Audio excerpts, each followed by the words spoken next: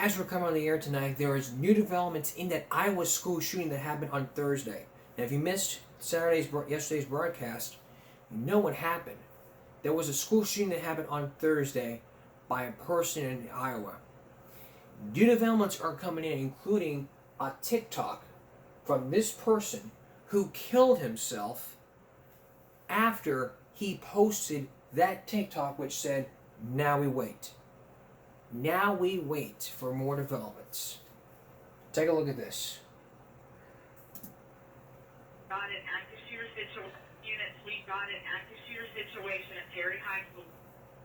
6:12 this morning, and community members in Perry, Iowa are waking up to the aftermath of yet another school shooting.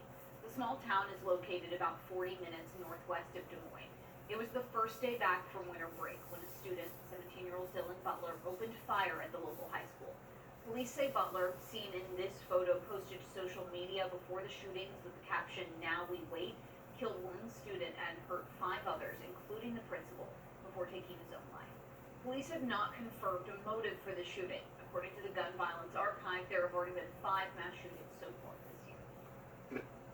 5 mass shootings. But now we know what happened. The whole reason why this all started was because he was being bullied. Trust me, whenever you're being bullied, a lot of times when a person's being bullied, they don't want to solve their problems. All they want to do is basically is to start killing people. That way, it can help solve problems. That's not the way to solve problems. If you're, like I said before, if you're being bullied, you need to talk to an adult, a nearby adult that will help you, instead of just handling things on your own, like getting a gun and start shooting at people. That's how these school shootings began, and that's how they ended up. Killing themselves or letting themselves in jail. Think about the 2 similar cases, Columbine and Uvalde. 3 of those school shooters, 2 of those in 99, they killed themselves. And in Uvalde, that person killed himself. And now this, he killed himself. Get out the break board here, because we are going to be doing a little... We're going to do a little compare. We're going to do a little compare and contrast. Because the more you deal with this, the more you're going to have to compare and contrast. So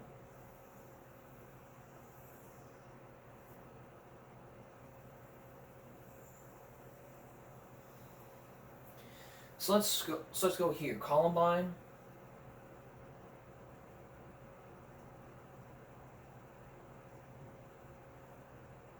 Columbine / meaning and Uvalde.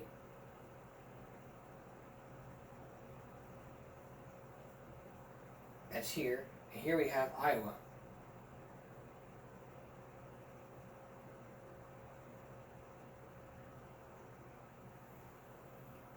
You probably get the picture here. Here for Columbine, we go to the middle here to where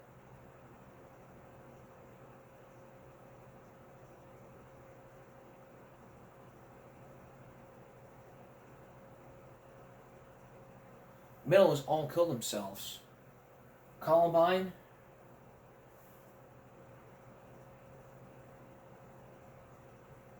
Colorado, Texas, one for high school,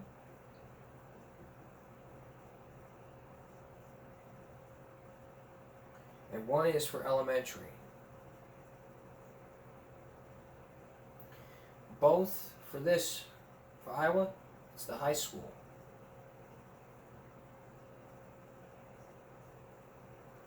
Columbine, Uvalde, over 10 for Columbine, and over 5 for Uvalde. For this one, for both, it's injured.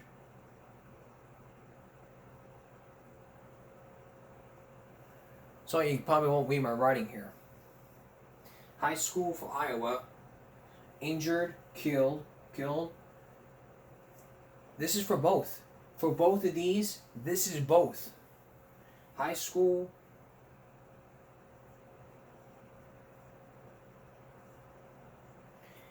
and now we go to, and now high school, wounded, killed. For both of these, for these school shootings here, they killed and wounded.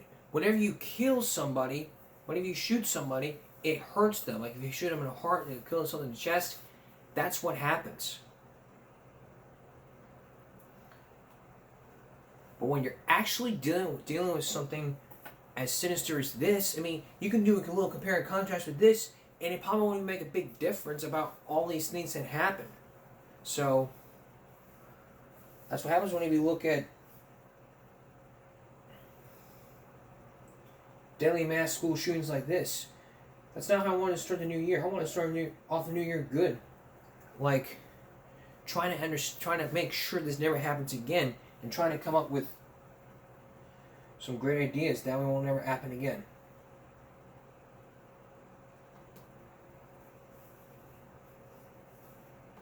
So the bottom line here is this: we don't need this ever happening again.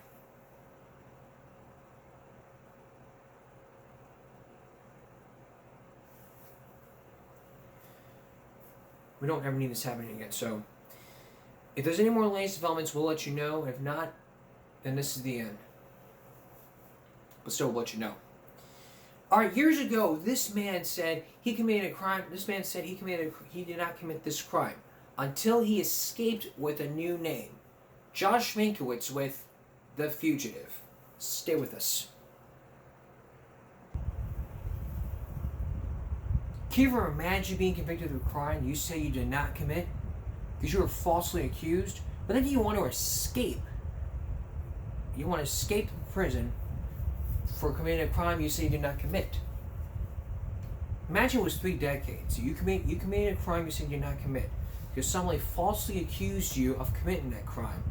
Now imagine you're sitting in prison for years for committing a crime that you say you did not commit, and you want to escape. Now imagine during those times you change your name and run for office. And the man you'll meet tonight, he committed a crime he said he did not commit. But after all those years, he escaped with a new life and a new name. Not the fugitive. Even though he is a fugitive, but he was named someone else. Here's Josh Mankiewicz. There must be some kind of way out of here. Jump into the beat. This story begins in the fertile Midwest in the psychedelic 60s. It ends, for now, in the Arizona desert, in the unforgiving glare of the present day. It's about war and protest, law and justice, love and friendship, truth and lies. But mostly, it's about one choice that changed everything. I was 22 years old. It was not a decision that I'm proud or happy I had to make, but that was a decision I made. His name 30 years ago and today is Howard Mechanic. For whole decades in between, he was someone else entirely. A fugitive who had to hide every detail of his past life. A life he can talk about only now. Let's start back in Ohio. Okay. Was that a normal childhood? I think it was a pretty normal childhood. Howard Mechanic was born and raised in well-to-do Shaker Heights, a suburb of Cleveland. Dad fixed appliances for a living. Mom stayed home with the kids. He had an older sister and an identical twin brother, Harvey. Was Howard close with you, with your mother and father? Oh yeah, tight family, was good family. The brothers excelled in school, earning scholarships to fine universities. Howard's preoccupations sound like a composite sketch of a bright middle-class kid. I think the only C I ever got was in Latin. I was very interested in the space program. I had a hobby at that time of stamp collecting. The picture I'm getting is that of a pretty normal kid, good student, maybe even a little bit of a nerd. And thinking back on it, yes. In 1966, he enrolled at Washington University in St. Louis, a political science major, planning to go to law school, and an idealist at heart. Public service law, and that was what my plan was at the time. You like the idea of helping other people? I do. Up to now, his life was as conventional as his haircut. Did something happen in college to change that? Well, the late 60s happened. Howard Mechanic's college years coincided with a dramatic escalation of the Vietnam War and the opposition to it. The whole country was changing, and Howard Mechanic changed with it, joining protests against what many saw as an unjust war. But Howard was more a follower than a leader, according to two contemporaries who would become major figures in his story. Ben Zeracore was student body president and used his office to lead campus activists. He was quiet. He would attend meetings. He was not somebody that stuck out. If you want to say that he was involved, yes, he was involved, but he wasn't a leader. Larry Cogan says he himself was a leader of protests. Well, you were a leader, but Howard Mechanic wasn't a leader. Not really. Nonetheless, when the university took the unusual step of obtaining a court order prohibiting 7 students from demonstrating on campus, Howard Mechanic was one of those named. That restraining order cooled off the campus until May 4th, 1970, a day that would end 4 lives and a night that would change many more. This is not an invasion of Cambodia. President Richard Nixon's announcement of another major escalation of the war brought a wave of protests at universities across the country. One of them was Kent State. There was a lot of anger, a lot of frustration. When the Kent State killings had happened, there was a feeling that something would happen on campus that night. Campus radicals Cogan and Zeracore, mindful of the restraining order, debated whether to join in the protest. I said, Ben, I really am having trouble staying away. I want to see what's going on. And I looked at Larry and I said, Larry, don't go. And I go, Ben, no, I really want to see. Turned out to be a bigger decision than you thought. Oh my God, incredible. Yeah. Howard Mechanic's outrage at the Kent State killings led him to the same decision. You ignored that court order. Obviously, I felt very concerned, but I just didn't stay away that night. That definitely was a crucial mistake in my life. Hundreds of students rallied on the main campus that night, as they had many nights before. But this rally felt different, angrier. As at Kent State, the target was right there in front of them, the campus building housing the Army's Reserve Officer Training Corps, the ROTC. Someone set the building on fire. You didn't have anything to do with that. Right. I had nothing to do with that. Police and firefighters called to the scene ran into a storm of rocks, bottles, and fists. Some people were throwing rocks. I wasn't throwing rocks. Some people were. Did you ever throw a rock at any protest? No. But somebody threw something that changed Howard Mechanic's life forever. 27-year-old patrolman Bill Blake says he never saw it coming. We were like double timing it up to get between the armory and the crowd. And that's when somebody threw the explosive device. It turned out to be a cherry bomb, a firecracker powerful enough to blow off fingers or put out an eye. Some witnesses heard 2 blasts. Some only 1. Officer Blake was the closest thing to a victim. It went off right by my hand. And later on I had some blood blisters and what have you right on my hand. But you know, everybody was, adrenaline was working, everybody was pretty excited. Blake's hand was fine. He didn't need any medical treatment. But the chaos that night ended with several arrests, and one of them was Howard Mechanic, even though he insists he did nothing violent. Ever throw a firecracker? No. Ever do anything to prevent police or firemen from doing their job? No. But that's exactly what he was charged with. Mechanic served 6 months in the county jail for violating the university's restraining order, and says guards treated him like public enemy number 1. I had one guard who came up to me and said, if I get a chance, I'd like to put a bullet in your head. And frightening as that was, what happened next was even worse. The federal government wanted to lock up Mechanic for much longer. Howard Mechanic and Larry Cogan were the first people in U.S. history to be charged with violating the Civil Obedience Act of 1968. The new law made it a felony to interfere with police or firefighters during a civil disturbance at a federal building like the ROTC. And out of the 1,000 or so people at the protest that night, the government could find only one eyewitness who could tie Mechanic and Kogan to the cherry bombs that were thrown. The witness was known to dislike anti-war protesters. According to the trial transcript, the witness clearly stated he saw Kogan throw a cherry bomb, but could only say he saw a cherry bomb in the air close to Mechanic, and assumed it came from Mechanic. And there's no way to cross-examine that witness today. He died in 1983. Jerry Murphy was the assistant U.S. attorney who prosecuted the case. Were you convinced of Howard Mechanic's guilt? Oh yeah. I wanted to try it if I didn't think he was guilty. The evidence is pretty thin. Only one witness put him with a cherry bomb. Well, he was a very credible witness. Kogan and Mechanic both pleaded not guilty. The jury didn't believe either one of them. Did you expect to be found guilty? I wasn't surprised. Simply by going to a rally to protest injustice, he'd violated a court order and spent 6 months in jail.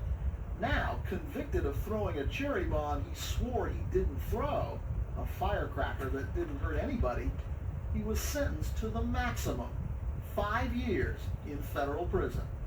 It wasn't a lynch mob, but it was something close to it. They wanted to have an enemy to get rid of, and I was the enemy to get rid of. He had changed a lot from the boy whose biggest disappointment was getting a C in Latin. His parents were supportive, but stunned. His being involved really did upset us. Mechanic remained free on bail while his case was appealed. Carter and Stella Rivard, a pair of English professors who believed in Mechanic's innocence, put up their house to guarantee his bond, meaning they could lose it if he fled. He personally came up to us. He said, "You will not regret this, and I will be there." And I believed. 2 years ticked by. Mechanic graduated from Washington University, but with a felony conviction, he had to put his own law school plans on hold. On October 23, 1972, despite having doubts about the eyewitness's credibility, a federal appeals court upheld the convictions. The Supreme Court refused to hear the case, and Mechanic was ordered to begin serving a 5-year sentence for a crime he insisted he didn't commit. It was sort of like being between a rock and a hard place. You have the choice of going to jail for 5 years or trying to live a productive life and having to leave everything behind. To Howard Mechanic, there was only one way out. It would mean walking away from a sister, an identical twin brother, and both his parents, from an entire life that had once shown so much promise. It's not something that you'd ever choose. You're forced to do something, and you have to do it. His sister Marilyn and his father Ralph knew they might never see him again. And he said he would never contact us, and I knew that would be terrible for my parents. The day he left, just parked the car. He filled the tank, gas, disappeared. In the fall of 1972, Howard Mechanic hopped a Greyhound bus, headed west, and ceased to exist. Wow. You can almost imagine being in his shoes, escaping from a Greyhound bus, trying to escape from your own problems. But how far will he go to escape? When we come back, the Greyhound journey begins with him escaping and trying to lead a life, a new name, and a new life. Stay with us. Returning on to our story. Convicted of a crime he says he did not commit. Howard Mechanic was facing 5 years in jail for a crime he says he did not commit. But the journey is about to begin for him as he escapes with a new life and a new name. How far will he go to escape on that Greyhound bus? Once again, here's Josh Mankiewicz. Howard Mechanic, clean-cut kid turned long-haired campus radical turned federal fugitive, says he financed his run from the law by selling off the last vestiges of his all-American boyhood. Was that stamp collection worth some money by then? I think I got about $3,500, which back then was a lot of money. He boarded a bus outside St. Louis and headed southwest, fleeing what he says was an unjust sentence for a crime he didn't commit. He wound up in Tempe, Arizona, just outside Phoenix, always looking over his shoulder. It's the fall of 1972. I'm presuming after you were here a couple of days, you meet somebody or you're in a bar for a beer or whatever, and somebody says, hey, what's your name? Yeah, And you say, Gary Treadway. Gary Treadway. He won't say how he got the name, but back in '72, the challenge was learning to answer to it. Is it tough to train yourself to, look up when somebody says, hey, Gary, when all your life you've been Howard? Yeah, it probably took a couple months to get used to it. And pretty soon, he won't say just how, the name Gary Treadway got him a new driver's license, social security card, all the trappings of a new identity, even a U.S. passport. And when people would ask you about your background or your parents, what, you'd be deliberately vague? No, I told them my parents were both passed away, so and I had no brothers or sisters. And that pretty much brings to an end any discussion about your family. Right. And the more comfortable Gary Treadway became, the harder it was for federal marshals like William Sarukis to get a line on Howard Mechanic. And Mr. Mechanic was in the wind. He didn't show up anyway. Once he was able to establish that new identity, he began to establish a new life for himself. And the longer that went on, the more difficult it was going to be for us. How was Gary Treadway different from Howard Mechanic? Well, I had to be more secretive, more of a loner type person. Wearing his new name like a disguise, Gary Treadway soon found a niche in Arizona's embryonic counterculture. I ended up working behind a counter at a health food store. That's the first job I got. That job led to what could have been a disaster, but instead was one of the luckiest breaks a fugitive could get. It was 1973. He'd been on the lam for a year, and he was at a health food convention in San Diego. I was walking down the aisleway looking at different booths, and immediately I saw Howard, and we made this eye contact almost instantly. Ben Zarakor, former president of the Washington University student body and leader of campus activists, knew the score immediately. And you thought to yourself, that's Howard Mechanic, he's a federal fugitive. Oh yes. I had three choices. I could turn him in, I could walk away and not say anything to anybody, or I could be his friend, and that's what I did. Zarakor was a budding entrepreneur in the herb business. He and his wife Louise, and the man they now call Gary Treadway, became partners and friends. We pioneered sources for American herbs and Chinese herbs and herbs from all over the world. Incredibly, the world included Red China during the Cold War. The fugitive and his friends traveled there in 1976. That seems like a terrible risk to take. I mean, you gotta pass through all kinds of legal checkpoints. You gotta get a passport. You gotta write your name.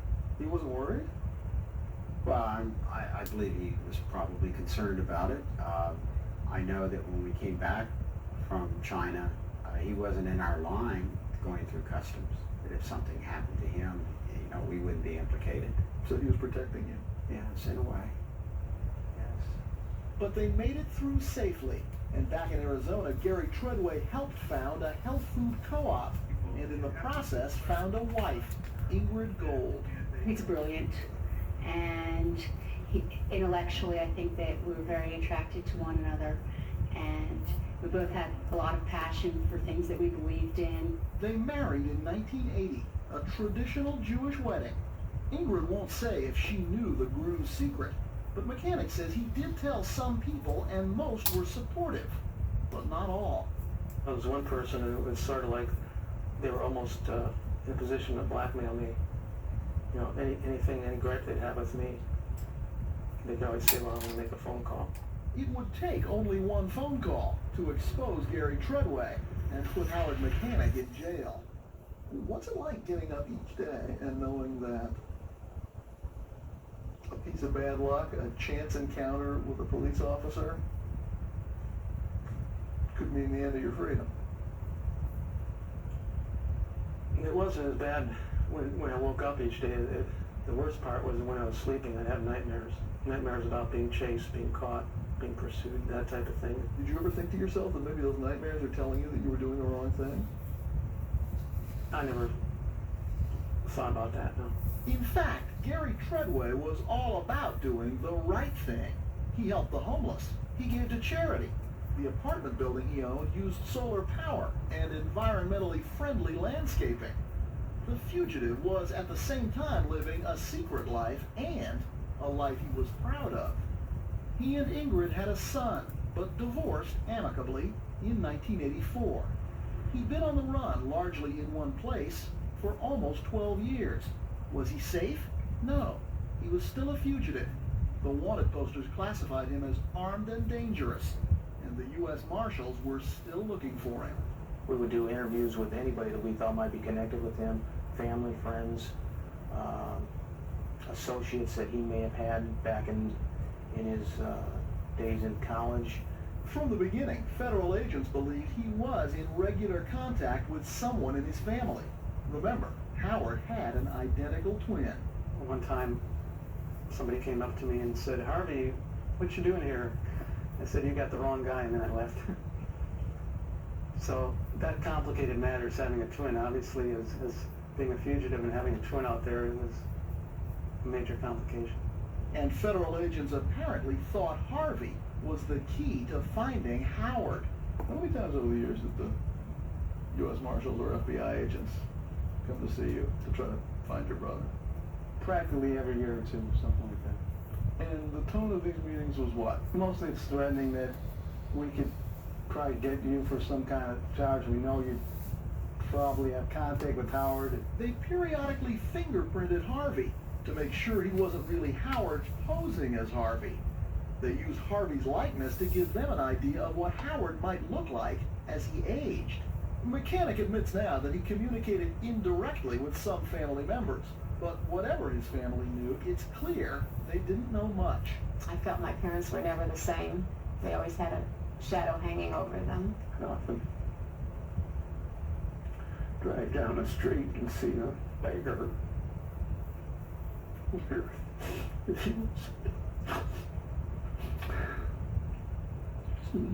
If he was someplace else in the country in a situation like that. Yet Fugitive himself does not seem to have felt the pain as acutely. How do you walk out on your family knowing that you might never see them again? I mean, you didn't know how long you were going to be gone. I felt I could communicate with them.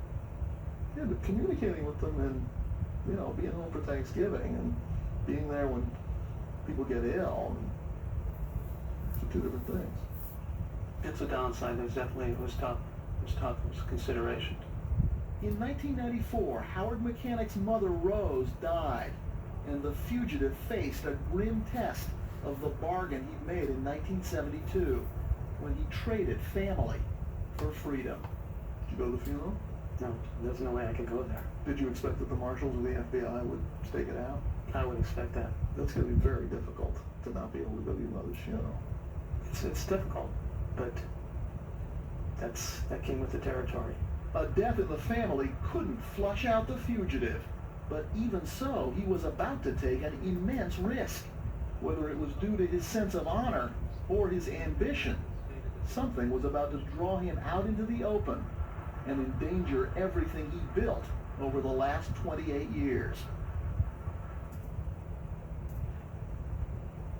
So what will happen now with Gary Treadway, also known as, or his real name, Howard Mechanic?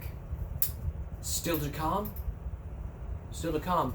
We're going to tell you more about this fugitive, and when we come back, you're going to meet a journalist who knew about him as a politician. But the risk will be taken as Josh Mankin continues his fugitive story. Stay with us. Returning now to our story. The fugitive again strikes back as Gary Treadway. Howard Mechanic escaped from prison years ago because people said that he committed a crime he swears he did not commit. Now out on the run as a fugitive, he is now going to embark on some more risks and have have a close encounter with a young journalist who will expose him indefinitely. You will meet that journalist as she tells her side about meeting the fugitive, Gary Treadway, aka Howard Mechanic, aka Gary Treadway. Here again is Josh Mankiewicz. In his early years as a fugitive, the man who called himself Gary Treadway tamped down the strong political feelings that first got him in trouble back in the Vietnam War years. His main goal was staying out of jail. I wouldn't want my picture taken at public events or anything like that. I'd stay away from any kind of political activity. But in Arizona, even on the land, he saw plenty of causes. Runaway development that was bulldozing huge stretches of desert. Seemingly endless scandals in state electoral politics. And in his adopted hometown of Scottsdale, what he saw as a weakness for giving public money to private business.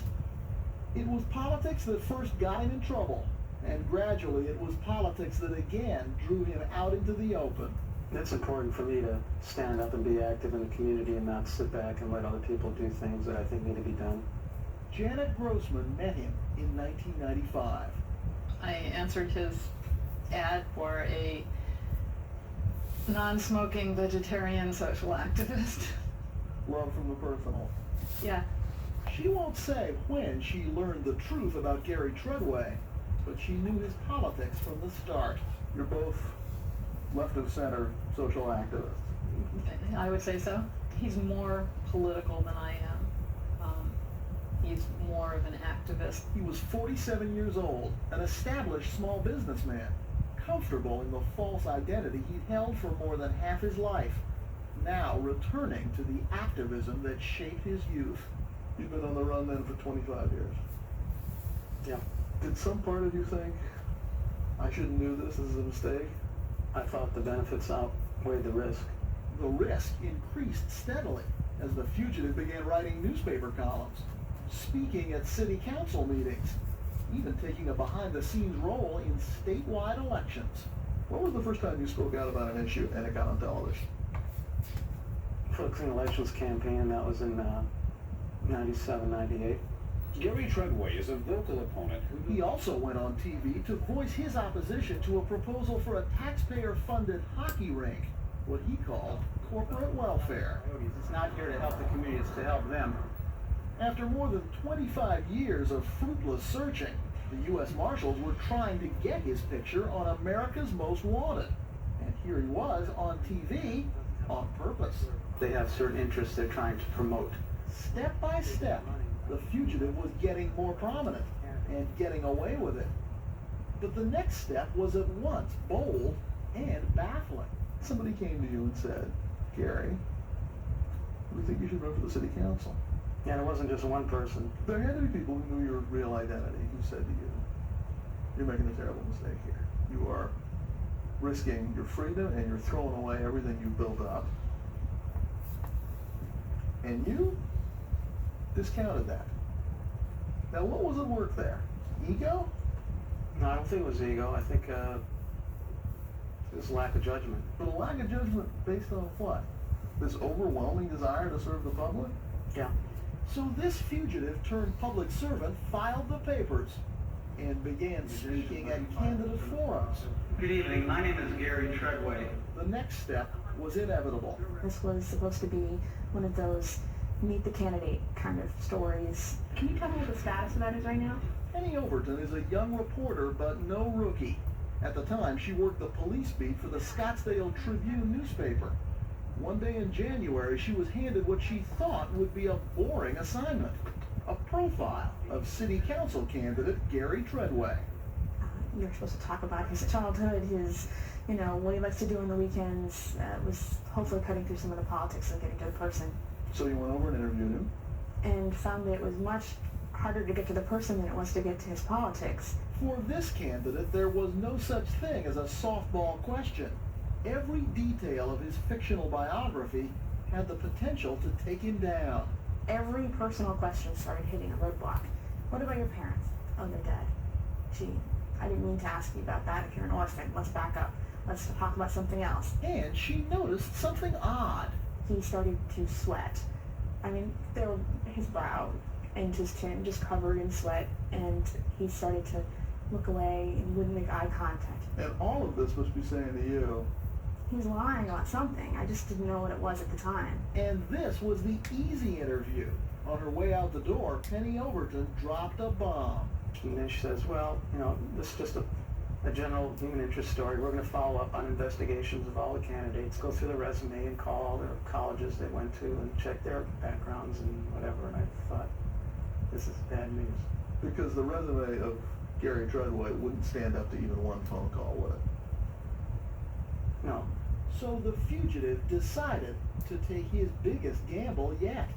So I gave her a call to ask her a couple days later I wanted to follow up on something, and she could come out and I could talk to her about some things, and she said she'd come by, so she came by. When he called Penny Overton and asked for that meeting, did you know he was going to spill his secret to her that day? Yes. Did you try to talk him out of it? Yes.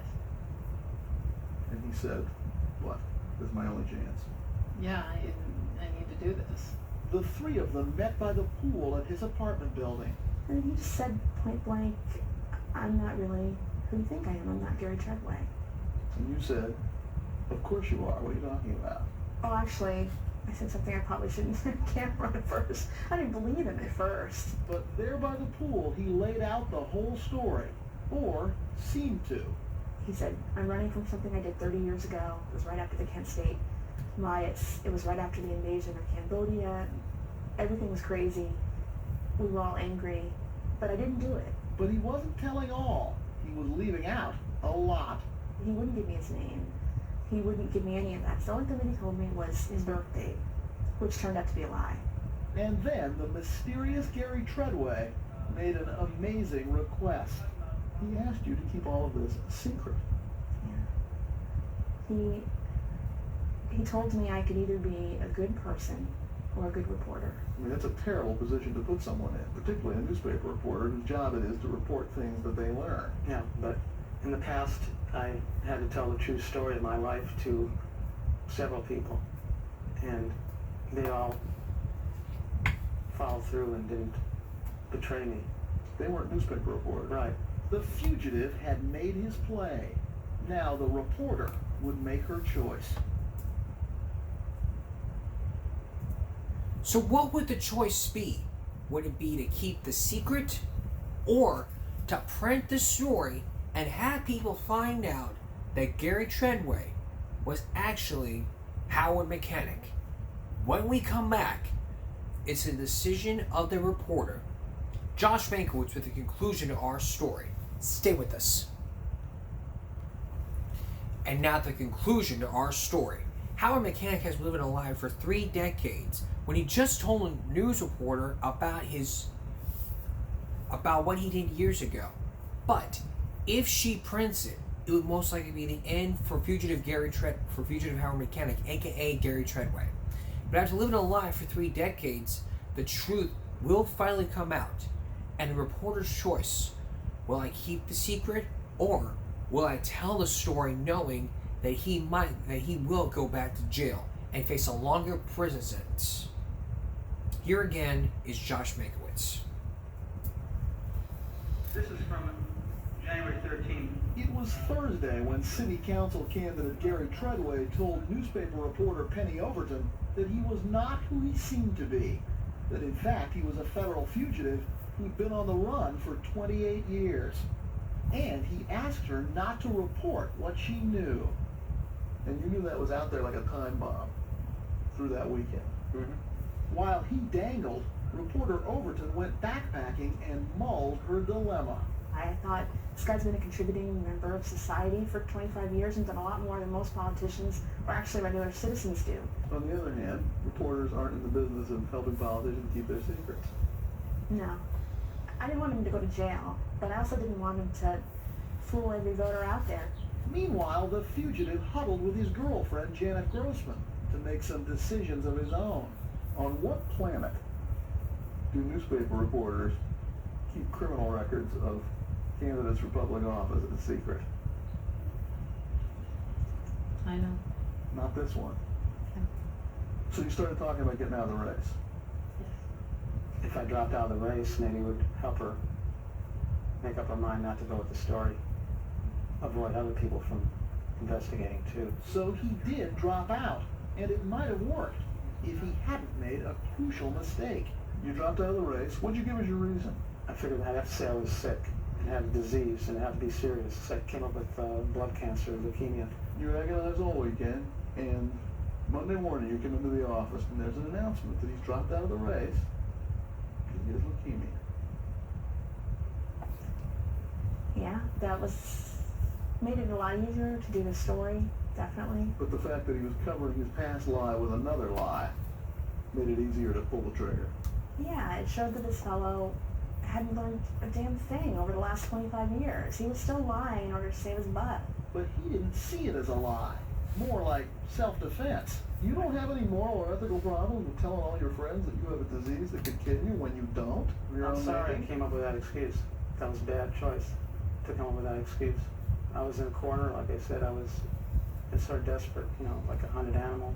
But of course, the lies started decades ago, back in St. Louis. Remember Carter and Stella Rivard, the professors who guaranteed Howard Mechanic's bond? They staked their house on his word he'd show up for prison. He says, I remember Howard looked me and my wife in the eye and said, I'll do the right thing. I will show up. I won't run away. And you ran away. Well, he didn't lose anything, and I was sorry that if I made that commitment, that I didn't follow through on it. Mechanic points out that many donors came forward to pay the bond, so Carter and Stella did not lose their house. And he says he paid the money back. Sort of.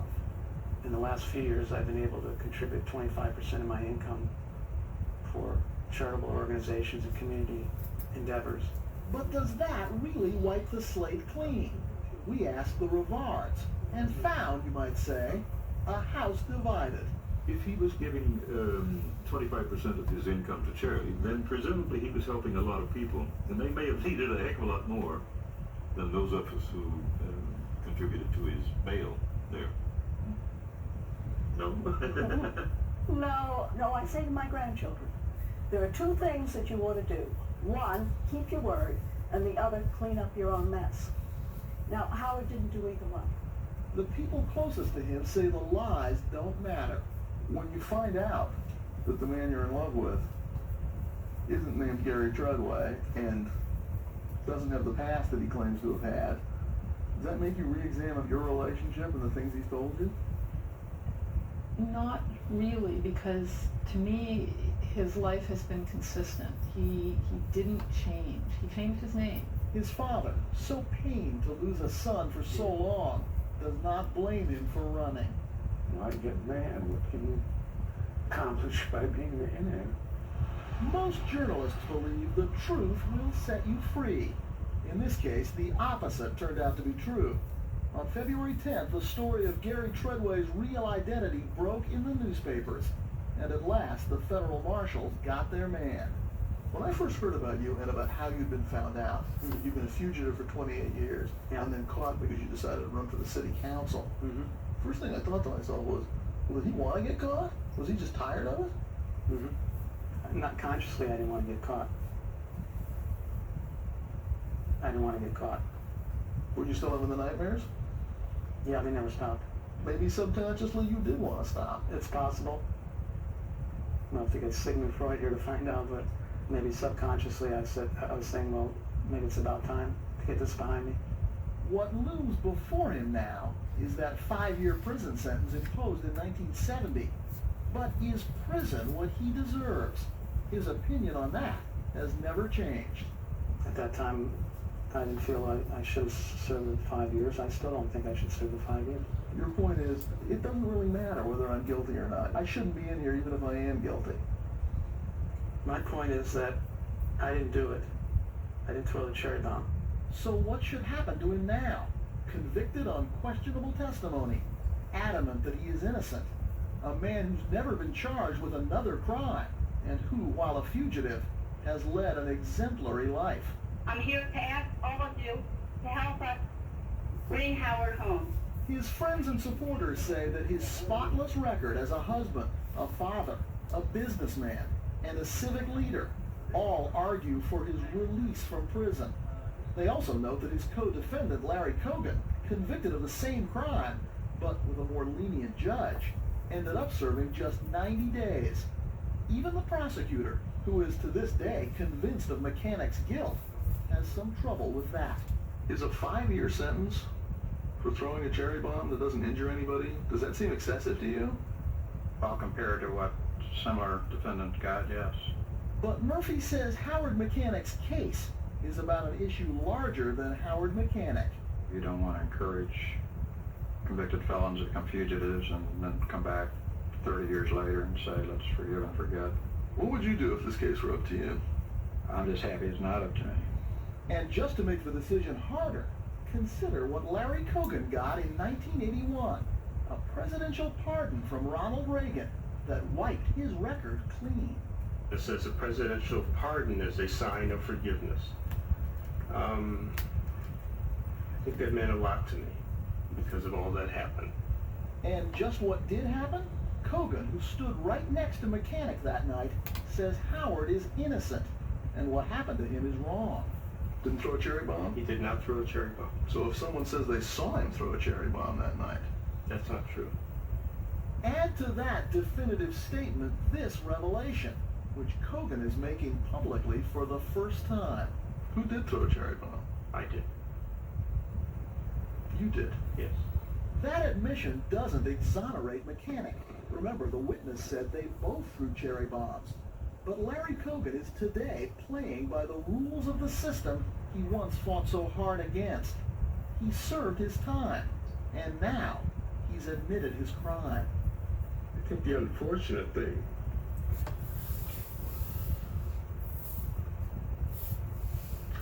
is that I've never forgiven myself for doing something so stupid. But if Cogan is now apologizing, Howard Mechanic feels no need to. Certainly not for fleeing what he considered an unjust sentence after a wrongful prosecution. But not even for the pain he caused his family. And not even for the countless lies he told along the way. The life I led for 28 years, I was forced to tell lies. You weren't forced to tell lies. You chose to tell lies. Your history is that you just tell one lie after another. Well, I'm not going to have to tell lies anymore. The ultimate truth in his case is this. Howard Mechanic exhausted all his legal appeals back in 1972. And when he was arrested this time, he went straight to prison. Now only the president can commute his sentence. What do you think will happen to him if he ends up doing the full 5 years? I can't conceive of that.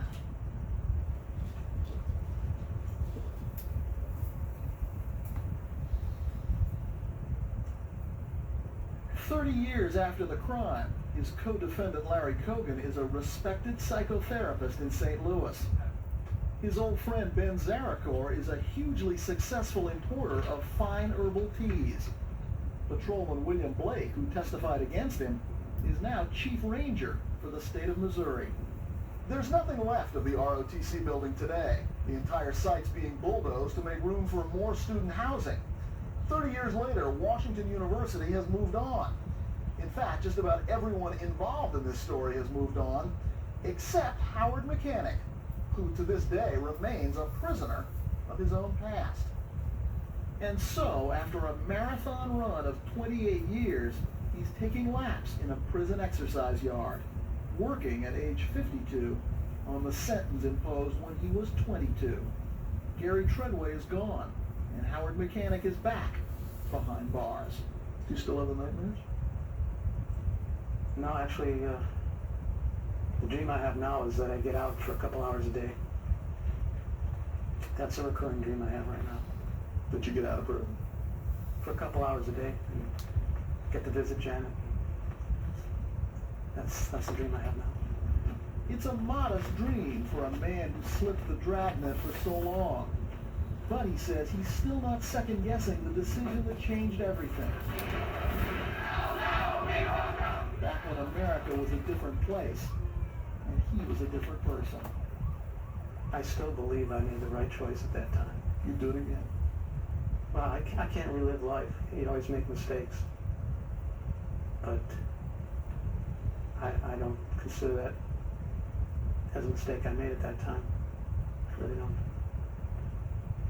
Howard Mechanic is petitioning President Clinton to reduce his 5-year sentence, but he also faces new federal charges for flight to avoid prison and for identity fraud. He is scheduled to enter a plea on those charges in federal court tomorrow. By the way, even after his true identity was revealed, he got 1,300 votes in that city council election. Wow. You can almost feel like, if this was virtual reality, you could almost put on that virtual reality helmet and be in Howard Mechanic's shoes and try to be like a fugitive. But whenever you're dealing with fugitives like this, I mean, here's common sense for you.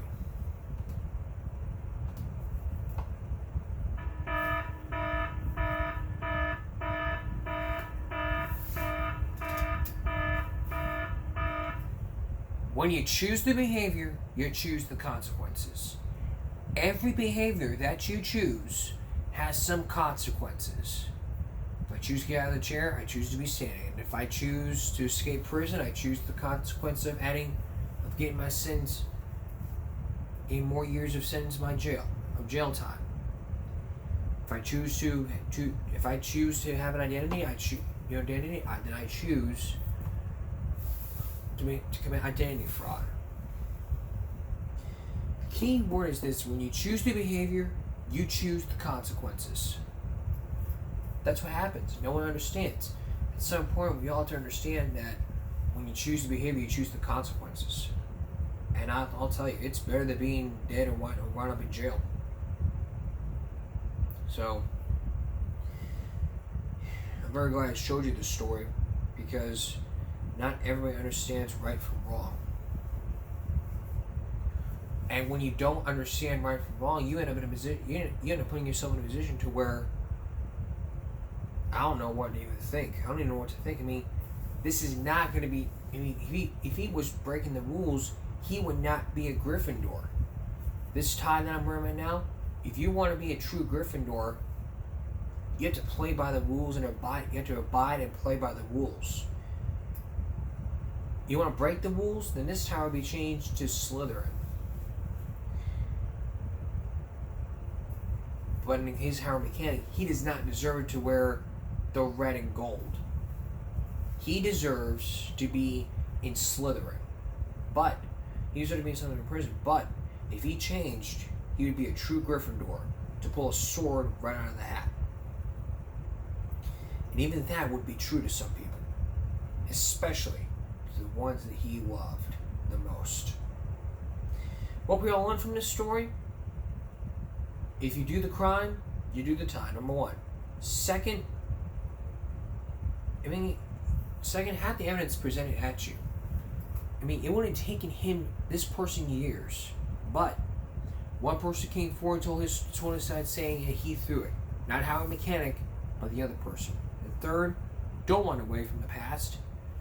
And finally, like Dr. Phil always says, when you choose the behavior, you choose the consequences.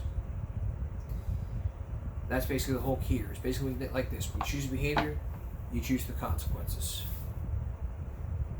That's how it is. That's how we live in the world. Good choices come with good consequences. Good choices come with rewards. Bad choices equal consequences. It's like the world we live in. And that's the world we all live in, where we make a choice.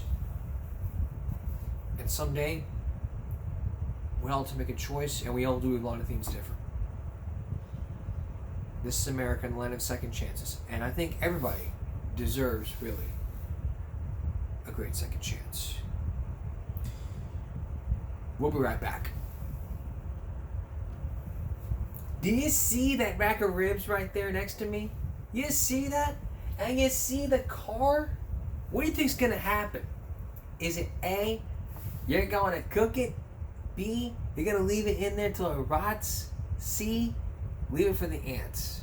If you say cook it in a car, you're gonna be correct. Because tonight's viral break is gonna be all about this video. Cooking food in a car. Can you just imagine, like, you're driving down the highway, vroom, vroom, vroom, and all of a sudden people say, do I smell ribs? Or steak? Can you just imagine, like, you're driving by and you smell ribs? Like, who's cooking ribs? Or a piece of steak in that car? Well, this person got the right idea. And now, Nathaniel has some words of wisdom to say. With over 30,000 views. Christian Johnson ENT. Let's take a look. You got it! You got it! You're doing this. Yeah, we gotta hurry. And what's she doing? Our family loves my ribs and forgot to cook them this year. Wait, so she planning on cooking that under the hood? We're gonna cook on our way to our family reunion. Ah, come on now. How long do ribs take to cook? 4 hours? And how long is our drive?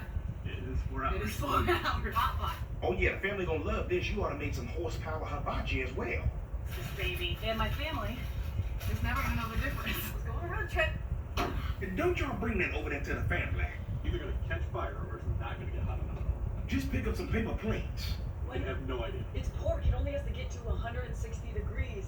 Who on ribs is gonna be fume flavored? You're right. It's gonna catch fire. Oh my gosh! It does look different. So wait, at least bake the barbecue sauce. And remember, I'm gonna put more barbecue sauce all over the And she gonna eat that motor meat. Watch this. top here. We're gonna feed this to people, so don't tear it up too bad. We just wanna see it stuff. Oh my gosh! Look at that! Tell me that's not an edible rib. It's not. Look at that. Safe as the day is. Yeah, I'm gonna pass on the road trip ribs. Lord have mercy.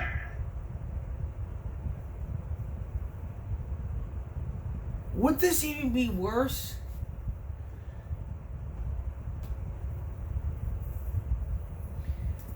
Than cooking a sea bass in a car? Let's take a look at this short clip, then we're gonna wrap it up. Don't ask. Right, I got the fish. Where's chocolate? Let's get to that portion. How are we gonna cook it? Watch and learn. And everyone's going all cuckoo about this. Even so, would you even cook a steak?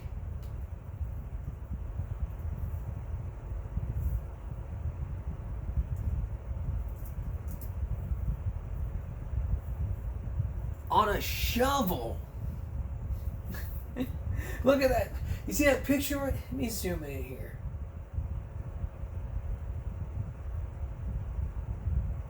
You see that? Would you cook a steak on a freaking shovel? I wouldn't. You'd burn the shovel without even soaking it in wood. That's what you do. Take a look. Take a look at this.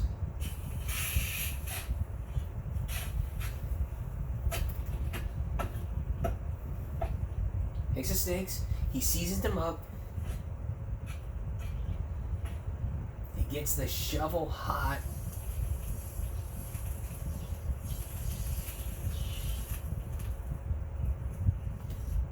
and he puts the steaks in the shovel.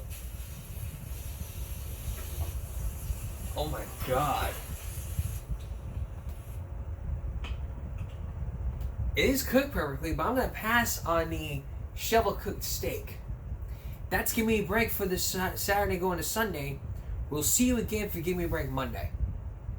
For all of us here at YouTube, and Give Me a Break. Stop bullying, speak up, concentration, not strength. No jaywalking. Your body, your choice. That's it for 2 hours. Back for a full hour on Monday. Have a good night. Oh, and by the way, do you like this angle better, or do you like this angle better? Post it on the community, and I want to get your input. Have a good night.